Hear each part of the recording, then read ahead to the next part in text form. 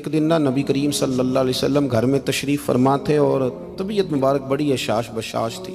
जब कभी अज़ाब की आयात आती थी तो गम उम्मत में परेशान हो जाते थे, और कभी रहमत की आयात आती तो फिर हुजूर का चेहरा पहले से भी ज़्यादा रोशन नजर आता। हज़रत आयशा सिद्दीक़ा रज़ी अल्लाह ताला अन्हा फरमाती आज बड़े हशाश बशाश थे, तो मुझे फरमाने लगे आयशा तेरे साथ एक बात करूँ। मैंने कहा हुजूर मेरे तो नसीब जाग गए, ज़रूर करें। हुजूर फरमाने लगे तुम कभी मुझसे बड़ी राज़ी होती हो और कभी कभी ना किसी और अहलिया के पास ज़्यादा वक्त गुजारूं तो दिल में बात भी रख लेती हो। हज़रत आयशा कहती है मैंने फ़ौरन अर्ज़ की हुजूर मेरी माँ मुझे रोए, मैं और आपसे नाराज़ होंगी। तो फरमाया चल सुन तो लेना पहले।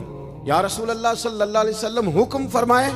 तो महबूब करीम सल्लल्लाहु अलैहि वसल्लम फरमाने लगे आयशा तुम कभी कभी कसम उठाती हो, और जब तुम्हारे दिल में मेरे बारे में कोई बात हो ना तो पता किस तरह कसम उठाती हो। तुम कहती हो मुझे हज़रत इब्राहीम अलैहिस्सलाम के रब की कसम हो, और जब मुझसे राज़ी होती हो तो फिर कहती हो मुझे मोहम्मद अरबी के रब की कसम हो।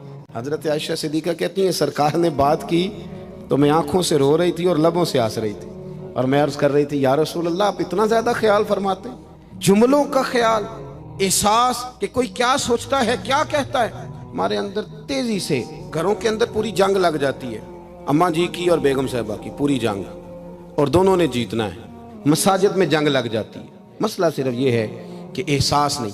अगर एहसास होने लगे फिर इंसान किसी को कुछ दे के राज़ी होता है। आप बुखारी मुस्लिम की वो हदीस पढ़ें तो हैरान हो जाएं कि सरकार फरमाते हैं मैं जब नमाज की नीयत बांधता हूँ तो मेरा दिल करता है मैं लंबी नमाज पढ़ाऊँ, लेकिन फिर मेरा ख्याल आता है कि पीछे बूढ़े भी हैं, बीमार भी हैं, बच्चे भी हैं। या रसूल अल्लाह नमाज अल्लाह की और ख्याल बंदों का।